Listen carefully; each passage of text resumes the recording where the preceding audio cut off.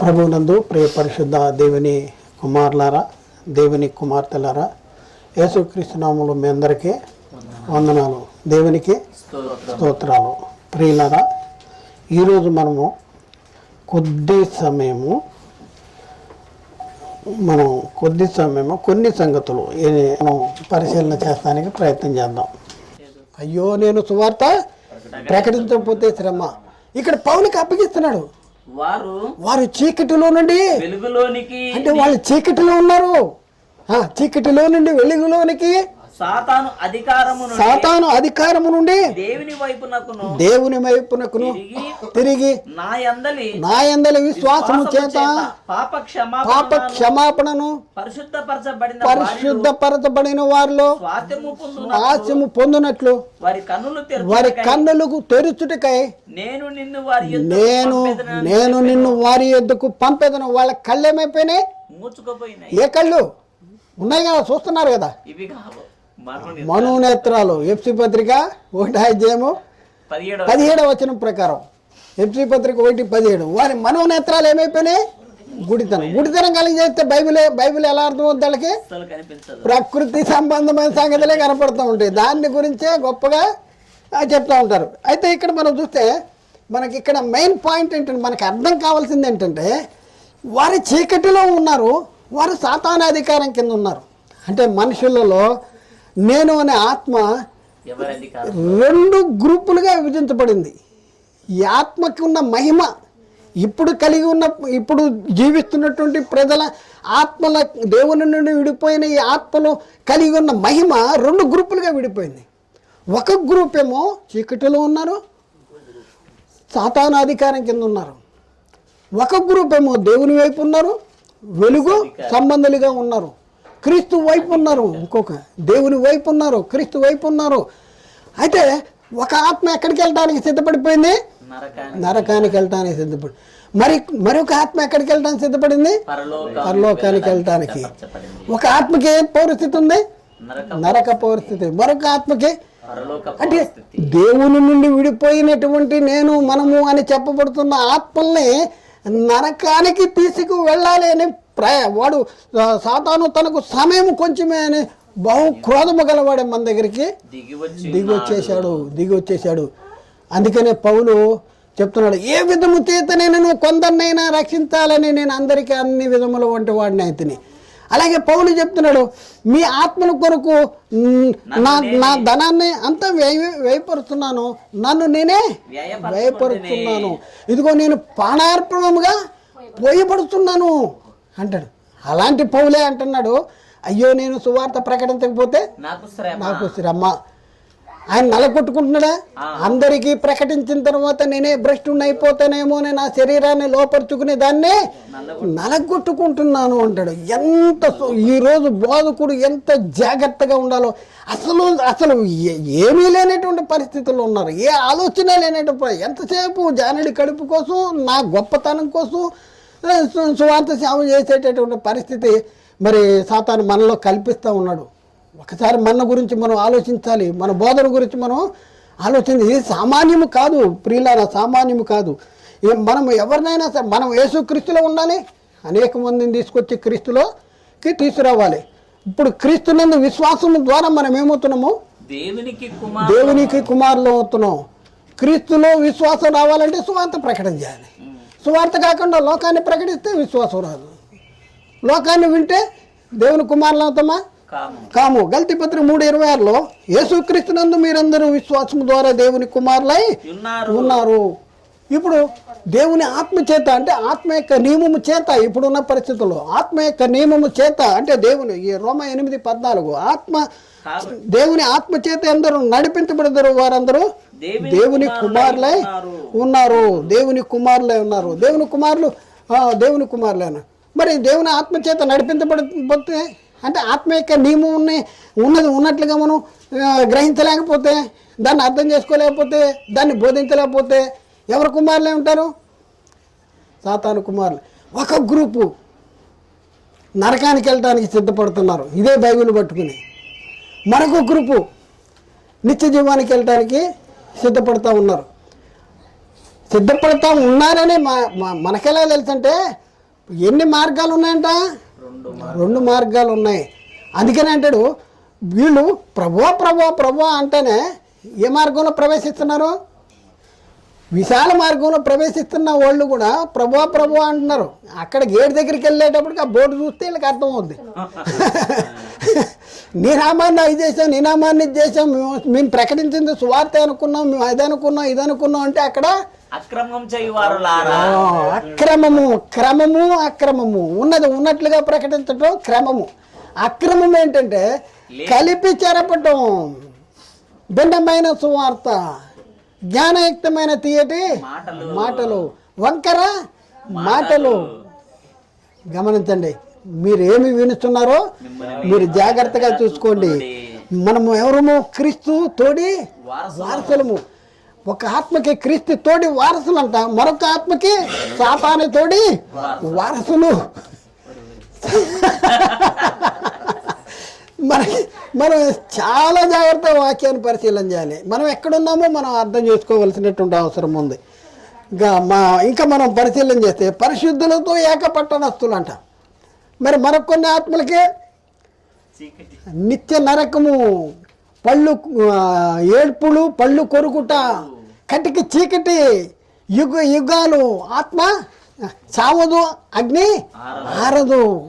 భయంకరమైనటువంటి నిత్యాగ్ని దండనకు వెళ్ళేటటువంటి పరిస్థితి. అక్కడ అందరూ కలిపి మొరెత్తుకుంటూ ఉంటారు, అరుస్తూ ఉంటారు. పాలివారు కదా వాళ్ళందరూ. చీకటి సంబంధులతో పాలివారు ఇక్కడ కూడా ఉంటున్నారు. అయితే తప్పించుకునే మార్గము ఇప్పుడే ఉంది. శరీరాన్ని విడిచిపెట్టక మునిపే తప్పించుకోవలసినటువంటి అవసరం ఉంది. తప్పించుకునే పరిస్థితి ఉంది. నేను పెద్ద పాస్టర్ అంటే దేవుని ముందు నీ పెద్ద పాస్టర్వా పో అవతల బాగుంటాడు. వాక్యాన్ని అనుసరించుకోకుండా, సత్యాన్ని గ్రహించకుండా, నువ్వు తీసుకున్న బాప్తిజం కరెక్ట్ కాకుండా నేను పెద్ద పాస్టర్ అని చెప్పుకున్నా పోవతల బాగుంటాడు. అర్థమైందా? మనం తగ్గించుకోవాలి. మనం ఎంతటి వాళ్ళని చెప్పండి. నాకు 1,00,000 మంది ఫాలోవర్స్ ఉన్నా సరే నేను కరెక్ట్ లేకపోతే నేను బాప్తిజం తీసుకోవాలి. అర్థమైందా? లోబడాలి, వాక్యానికి లోబడాలి. నువ్వు వాక్యానికి లోబడకపోతే ఏం జరుగుద్ది? నువ్వు పోతావు. కాబట్టి ప్రియులారా, ఒక్కసారి ఆలోచించండి. ఇంత మహిమకు మనం వారసులను. ఒకప్పుడు మన పరిస్థితి ఎలా ఉంది? ఫిలిప్పీ 3:29 మన పరిస్థితి పరలోకమందున్నది, అక్కడ నుండి మన ప్రభు అయిన యేసుక్రీస్తు రక్షకుని. ఇందాక పరిశుద్ధులతో ఏకపట్టణస్తులు అనేది ఎఫ్సి పత్రిక 2:17-19 వచనాలు. ఎఫ్సి పత్రిక 2:17-19. ఈ దేవుని వారసులు అనేది రోమపత్రిక 8:16-17. దేవుని వారసులు అనేది రోమపత్రిక 8:16-17. గల్తీ పత్రిక 4:6-7. గల్తీ పత్రిక 4:6-7. పరిశుద్ధులతో పాలివారు ఎఫ్సి పత్రిక 2:17-19. ఇప్పుడు మన పరిస్థితి ఎక్కడ ఉందంట? పరలోకమందు ఉన్నది. ఫిలిప్పీ 3:29. 3:20. ఫిలిప్పీ 3:20. మన పరిస్థితి పరలోకమందున్నది, అక్కడ నుండి ప్రభువైన యేసుక్రీస్తును రక్షకు నిమిత్తము కనిపెట్టుతున్నాము. ఇప్పుడు ఎవరైతే కరెక్ట్ బాప్తిజం తీసుకుంటారో వాళ్ళ జీవం ఎక్కడ దాచిపెట్టబడింది? దేవుని యందు, క్రీస్తుతో కూడా దేవుని యందు దాచిపెట్టబడింది. కొలసీ పత్రిక 1:3, కొలసీ పత్రిక 3:1-3, కొలసీ పత్రిక 3:1-3. మీరు క్రీస్తుతో కూడా లేపబడిన వారైతే పైనున్న వాటినే వెదుకుడి, అక్కడ క్రీస్తు దేవుని కుడి పార్శ్వమున కూర్చుండి ఉన్నాడు. పైనున్న వాటి మీదనే గాని భూ సంబంధమైన వాటి మీద మనస్సు పెట్టుకొనకుడి. ఏలైనగా మీరు మృతి పొందితిరి, మీ జీవము క్రీస్తుతో కూడా దేవుని యందు దాచబడింది. మీ జీవము క్రీస్తుతో కూడా దేవుని యందు.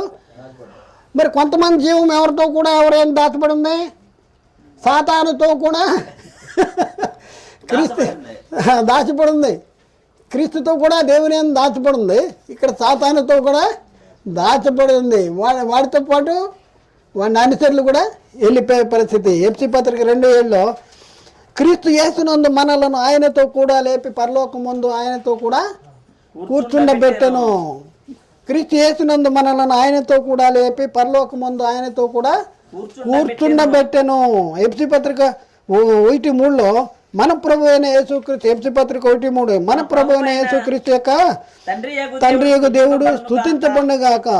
ఆయన క్రీస్తునందు పరలోక విషయంలో ఆత్మ సంబంధమైన ప్రతి ఆశీర్వాదమును మనకు అనుగ్రహించును.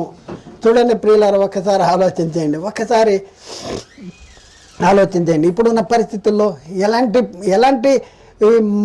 ఎలాంటి మహిమకు వారసులుగా ఉండటానికి మనల్ని దేవుడు కావాలనుకున్నాడు. ప్రారంభంలో దేవుడు ఎందుకు కావాలనుకున్నాడు? తన మహిమలో, తన పరిశుద్ధతలో, తనకు కుమారులుగా తన సన్నిధిలో ఉండాలని కోరుకున్నాడు. ఇక్కడికి వచ్చిన తర్వాత తేడా జరిగిపోయింది. రెండు భాగాలుగా విభజించబడి ఉన్నారు. మనము ఏ గ్రూప్లో ఉన్నాం? మనం పరిశీలించుకోవాలి. మీరు విశ్వాసము గలవారై ఉన్నారో లేరో మిమ్ముని మీరే శోధించుకోండి, మిమ్ముని మీరే పరిశోధించుకోండి. మీరు భ్రష్టులు కాని ఎడల యేసుక్రీస్తు మీ యందు ఉన్నాడని మిమ్ముని గురించి మీరే ఎరుగు. మీలో ఎవరు ఉండాలి? యేసుక్రీస్తు ఉండాలి. మీ హృదయంలో ఎవరిని ప్రభువుగా ప్రతిష్ఠించుకోవాలి? క్రీస్తుని. మీరు ఏ వాక్యాన్ని మీ హృదయంలో భద్రపరచుకోవాలి? క్రీస్తు వాక్యాన్ని భద్రపరచుకోవాలి. మనం ఎంతటి యేసుక్రీస్తు దగ్గరికి వచ్చి సత్యమైన బాప్తిజం తీసుకుని క్రీస్తుని ఉన్నట్టుగా ఒప్పుకొని సత్యమైన బాప్తిజం తీసుకుని మనం యొక్క మహిమ ఏంటంటే దేవుని కుమారులము. మన ఎక్కడ కూర్చోబెడతానండి? నేను జయించి నా తండ్రితో కూడా ఆయన సింహాసనం ముందు కూర్చున్న ప్రకారము జయించు వాణిని నాతో కూడా నా సింహాసనం ముందు కూర్చుండబెడతా. ఇప్పుడు మనం జయించామా? ఎవరు లోకాన్ని జయించిన వాళ్ళు? ఎవరు? యేసు దేవుని కుమారుడని ఎవడు ఒప్పుకున్నా కాదు. ఇక్కడ 1 యోహాను పత్రిక 1 యోహాను, దేవుని మూలంగా పుట్టిన వారందరూ లోకమును జయించెదురు, లోకమును జయించిన విజయము మన విశ్వాసం. 5వ అధ్యాయము 5వ వచనం. యేసు దేవుని కుమారుడని నమ్మువాడు తప్ప. 4వ వచనం చదువుతాం. దేవుని మూలంగా పుట్టిన వారందరూ లోకమును జయించుదురు. దేవుని మూలంగా పుట్టిన వారందరూ లోకమును జయించుదురు. లోకమును జయించిన విజయము మన విశ్వాసమే. ఎవరు లోకాన్ని జయిస్తారంట? దేవుని మూలంగా పుట్టిన వాళ్ళు. ఎవరు దేవుని మూలంగా పుట్టిన వాళ్ళు? ఇప్పుడు 1వ వచనం చూద్దాం. దేవుని మూలంగా పుట్టిన వాళ్ళు ఎవరు? యేసే క్రీస్తు ఉన్నాడని నమ్ము ప్రతి వాడు దేవుని మూలంగా పుట్టి ఉన్నాడు. దేవుని మూలంగా పుట్టిన వాడందరూ లోకాన్ని జయించారు. ఇప్పుడున్న పరిస్థితుల్లో సత్యమైన బాప్తిజం అంటే క్రీస్తును ఉన్నట్లుగా ఒప్పుకొని మరి పునఃస్థితి స్థాపన సంబంధమైన బాప్తిజము తీసుకున్న మనము ఎక్కడ కూర్చున్నాం? మీ జీవం ఎక్కడుందంట? ఆయనతో కూడా పరలోక ముందు ఆయనతో కూర్చొని పెట్టాడు. మన మహిమ అంతటి మహిమకు వారసులు. ఇది మధ్యలో పోగొట్టుకోవచ్చు కూడా. పౌలే చెప్తున్నాడు, అందరికీ ప్రకటించిన తర్వాత నేనే భ్రష్టుని అయిపోతానేమో. చాలా జాగ్రత్తగా. అందుకని అంటాడు, మీ సొంత రక్షణ ఎలా కొనసాగించాలని భయముతో వణుకుతో మీ సొంత రక్షణ కొనసాగించాలి. మధ్యలో వదిలిపెట్టే వాళ్ళు చాలా మంది ఉన్నారు.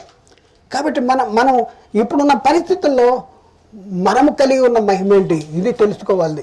ఇది తెలుసుకోగలిగితేనే మనం మళ్ళీ తిరిగి వెనక్కి చూడం. ఇది చెప్పట్లేదు ప్రియులరా, ఇది చెప్పట్లేదు. మోసం చేస్తున్నాడు సాతాను. నీ మహిమ ఏంటి? క్రీస్తు దగ్గరికి చెప్పాడు, పౌలుతో చెప్పాడు, వారు చీకటిలో నుండి వెలుగులోనికి, సాతాను అధికారంలో నుండి దేవుని వైపు. ఇప్పుడు మనం ఎక్కడికి వచ్చాం? ఆశ్చర్యకరమైన తన వెలుగులోనికి వచ్చాం. మనం కలిగి ఉన్న మహిమ ఏంటి? ఈ మహిమ ఏంటి? ఈ మహిమను నువ్వు నిజంగా అర్థం చేసుకోగలిగితే నువ్వు నీ కాలు తీసి మళ్ళీ ఆ సింహాసనం మీద నుంచి దిగవు. నీ కాలు కిందకి పెట్టవు. నువ్వు ఆల్రెడీ కూర్చున్నావు. నీకు ఆ మహిమని ఇచ్చాడు. ఆ మహిమను నువ్వు మళ్ళీ తిరిగి పోగొట్టుకోలేవు. ఒక చిన్న సంగతి మనం చెప్దాం. ఒక రాజు ఉన్నాడంట. ఆ రాజుకి లేక లేక ఒక కుమారుడు పుట్టాడు. కుమారుడు పుట్టే టైంలో ఒక మంత్రసాని అక్కడ ఉండి ఆ ప్రసవం అనేది జరిగించింది. రాజు పుట్టిన కుమారుడికి ఎడం చేతి పక్కంట భుజం మీద పెద్ద పుట్టుమచ్చ ఉందంట. చూపించాడు, గొప్పడు అవుతాడు అన్నారు. అన్న తర్వాత కొన్ని రోజులకి ఏమైంది, శత్రు సైన్యం వచ్చింది, యుద్ధం చేశాడు. మొత్తానికి యుద్ధంలో వీళ్ళు గెలిచాడు, కానీ కుమారుడు ఏం చేశాడు, ఆ యుద్ధంలో తప్పిపోయి ఎక్కడికి వెళ్ళిపోయాడు, వీడు కాగితాలు ఏరుకునేవాడికి దొరికిపోయాడు. ఏదో చెత్తలో పడేసారు, తీసుకెళ్తే ఆడు చెత్త ఏరుకుంటానికి వచ్చాడు, కాగితాలు ఏరుకునేవాడికి పట్టుకున్నాడు, ఆడు ఇంటికి తీసిపోయాడు. ఏం చేస్తాడండి, ఏం చదివిస్తాడా కాగితాలు? ఏం పని అప్పచెప్తాడు చెప్పండి? పెరిగాడు, పెద్దయ్యాడప్పటికి ఆడికి ఏం చేశాడు, ఓ జోలు ఇచ్చాడు. కాగితాలు ఏరుకుంటానికి పంపించాడు. వీడి తోడు ఇంకో 4-5 ఉన్నారు పాపం ఆడి వయసులో. పొద్దున్నే పని ఏంటంటే జోలు తగిలించుకుంటాం, రోడ్డు వెంబడి తిరగటం, కాగితాలు అవి వేసుకుని వస్తాడు. వస్తుంటే వీళ్ళ బట్టలు కూడా అలాంటి పాపం ఇక్కడ చిరిగిపోయింది. ఆ చిరిగిపోయిన దాంట్లో ఏం కనపడుతుంది, పుట్టు మచ్చ కనపడుతుంది. వీడు వెళ్తున్నప్పటికి ఈ మంత్రసాన్ని చూసేసి ఇంత పెద్ద పుట్టు వస్తుంది, అయ్యి బాబు ఈ రాజుగారు కొడుకు వీడు కాగితాలు ఏరుకుంటున్నాడు అని చెప్పేసి అడ్డు పట్టుకుని తీసుకొచ్చింది. నేను రాను, మా ఇల్లేదే అంటాడు. రారా బాబు నీకు మర్మం చెప్తున్నాడు. అది బలవంతంగా తీసుకొచ్చి రాజుగారికి చూపించింది, ప్రూవ్ ఇది, అయ్యా ఇదిగో నీ కొడుకు. రాజుగారు ఆశ్చర్యపోయాడు, అబ్బో నా కొడుకు దొరికాడని చెప్పి ఏం చేశాడు, బట్టలను తీసేసి గంధపు నీరు పెట్టి గంధపు నీరులో స్నానము చేపించాడు. ఉదక స్నానము చేయబడిన శరీరాలు కలిగిన వారం మనం, వాళ్ళకు కూడా స్నానము చేపించాడు, గంధం అన్నీ పూసేసి సభ ఏర్పాటు చేశాడు. తప్పిపోయిన నా కొడుకు మళ్ళీ దొరికాడు, ఇదిగో యువరాజు.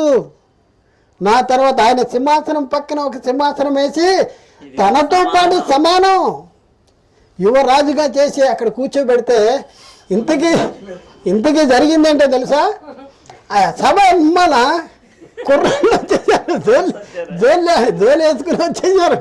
ఏంద్రా నువ్వు ఇక్కడ కూర్చున్నావు, మనం చాలా పని ఉంది ఇవాళ, చాలా దగ్గరికి వెళ్ళాలి, నువ్వు ఇక్కడ కూర్చున్నావు, రా అన్నాడు. వెళ్తాడా, నేను రాజు కుమారుడిని అని తెలుసుకున్న తర్వాత, మరి రాజు సింహాసనం మీద కూర్చున్న తర్వాత ఈ దేశానికి పరిపాలించే యోగ్యతను కలిగి ఉన్నాడు అని తెలుసుకున్న తర్వాత వచ్చి పిలుస్తున్నారు, నీ జోలు అక్కడ పడేసి వెళ్ళిపోయాడు, రా ఇదిగో జోలు కూడా తెచ్చాను ఇది అంటున్నారు. ఏమంటాడు, నేను రాను, నేను ఎందుకు ఎప్పుడు వచ్చాను, నేనేమన్నావు నేను తెలియని రోజు నేను అలాంటి పరిస్థితుల్లో ఉన్నాను. ఇప్పుడు నేనెవరినో, నా తండ్రి ఎవరో, నాకున్న మహిమేంటో నేను తెలుసుకున్న రోజును నేను ఒక్కడికి కూడా బయటికి వేయను. అవసరమైతే మీరు కూడా జోలు వదిలేండి, మీకు కూడా నా తండ్రి దగ్గర ఉద్యోగం ఇప్పిస్తా. అర్థమైందా? ఇప్పుడు మనం ఆలోచించండి, మన గురించి ఒకప్పుడు మనం అలా ఉన్నాం, అపరాధాల చేత పాపముల చేత చచ్చిన వారంగా ఉన్నాం, మనలో నీతి కొద్దిగా లేదు. అలాంటి పరిస్థితుల్లో ఉదక స్నానము చేత మనల్ని పవిత్రపరిచి పరిశుద్ధపరిచి యేసుక్రీస్తు తాను బలిగా అర్పణగా అర్పించుకున్నాడు. ఇప్పుడు ఉదక స్నానము చేయబడినటువంటి శరీరాలు కలిగినటువంటి వారు, కొత్తగా జన్మించిన వారు, నీటి మూలంగా ఆత్మ మూలంగా జన్మించిన వారు, మన మనోనేత్రాలు వెలిగించబడిపోయినాయి. నేనెవరిని, నా స్థాయి ఏంటి, నా జీవం ఎక్కడుంది ఏంటి మనం తెలుసుకోగలగాలి. తెలుసుకుంటే ఒక్క అడుగు కూడా పక్కకి వేయు, ఒక్క అడుగు కూడా చచ్చిపోతాను, కానీ ఒక్క అడుగు కూడా వేయను. రాజకుమారుడు ఎంత ఇస్తే దిగుతాడండి. నా తండ్రి రాజు అని తెలిసిన తర్వాత ఇంకా సింహాసనం మీద దిగుతాడా? నువ్వు కూడా సింహాసనం మీద కూర్చున్నావు, సామాన్యుడు కాదు, నువ్వు సామాన్యురాలువు కాదు, దేవాతి దేవుని యొక్క కుమారుడు, దేవునికి వారసుడు, పరలోక పౌరసత్వం కలిగిన వాడు, తేజోవాసులైన పరిశుద్ధుల శ్వాసంలో పాలివాడు, దేవ స్వభావములో పాలివాడు, అక్షయమైనది నిర్మలమైనది వాడబారిందినైన శ్వాసము హక్కుదారుడు. ఇంత మహిమకు నీవు యోగ్యుడిగా ఉన్న నిన్ను చెడగొట్టేయాలి, పడగొట్టేయాలి, ఎందుకు పనికిరాని వాడిగా చేయాలి, భ్రష్టునిగా చేయాలని సాతాను ఏం చేస్తున్నాడు? గర్జించు సింహం వల్ల ఎవరిని మింగుతున్నాను వెతుకుతూ తిరుగుతున్నాడు. మీ విరోధి అయిన అపవాది ఎవరిని మింగుతున్నాను వెతుకుతున్నాడు. కాబట్టి మనం ఏం చేయాలి? జాగ్రత్తగా ఉండాలి. కాబట్టి మీరు మామూలు వాళ్ళు కాదు, మీరు అనే ఆత్మలో సామాన్యమైనవి కాదు. ఈ ఆత్మకి కావలసిన బోధ ఏ బోధ కావాలి? ఆత్మ సంబంధమైన. ఎవరు చెప్పగలరు ఈ ఆత్మ సంబంధమైన బోధ? ప్రకృతి సంబంధమైన మనుషుడు దేవుని ఆత్మ సంబంధమైన సంగతులు వివేచింపలేడు. కాబట్టి నువ్వు తీసుకున్న బాప్తిజం కరెక్ట్ కాదు. నువ్వు బాప్తిజం తీసుకున్నప్పటికీ నీకు సత్యము తెలవదు. తెలిసిన తర్వాత ఏం చేయాలి? బాప్తిజం ఇవ్వాలి, బాప్తిజం తీసుకోవాలి. అప్పుడు నీకు మెల్లిమెల్లిగా బైబిల్ చదివే కొద్ది అర్థమవుతూ ఉంటాయి. కాబట్టి ప్రియులారా, ఒక్కసారి ఆలోచించండి, మన మహిమ ఏంటి? మనం ఎలాంటి మహిమ కలిగి ఉన్నాం? దేనికి వారసులుగా ఉన్నాం? మరి మనం వెనక్కి లోతు భార్యలాగా వెనక్కి చూద్దామా? ఏం చేస్తాం? ఒక్కసారి వెనక్కి చూద్దామా? ఇశ్రాయేలీలు కూడా అంట ఐగుప్తు పోగోరాడు, హృదయాల్లో ఐగుప్తు పోగోరారు. మరి మనం ఎలా ఉన్నాం? మన పరిస్థితి ఏంటి? ఇది మనం అర్థం చేసుకోవాలి, సత్యాన్ని గ్రహించాలి. మనం ఒక్క అడుగు కూడా బయటికి వేసే పరిస్థితి లేదు. నేను ఎవరిని, నా తండ్రి ఎవరో? దేవాతి దేవుడు. కాబట్టి ప్రియులారా, ఆలోచించండి, అర్థం చేసుకోండి. ఈ కొంతవరకే చెప్పా, అది కూడా ఈరోజు ప్రస్తుత కాలంలో మనము కలిగి ఉన్న మహిమ, మనమై ఉన్న ఆత్మ కలిగి ఉన్న మహిమ గురించి కొంతవరకే చెప్పాను. రాత్రి కొద్దిగా చెప్పాను, ఇప్పుడు కొద్దిగా చెప్పాను. రాబోయే దినాల్లో ఇంకా కొద్దిగా చెప్పుకుంటానికి ప్రయత్నం చేద్దాం. దేవుడు మాట్లాడిన ప్రతి మాట ప్రతి ఒక్క హృదయంలో నీరుగట్టి ఫలం చేయనుగాక. ఆమేన్.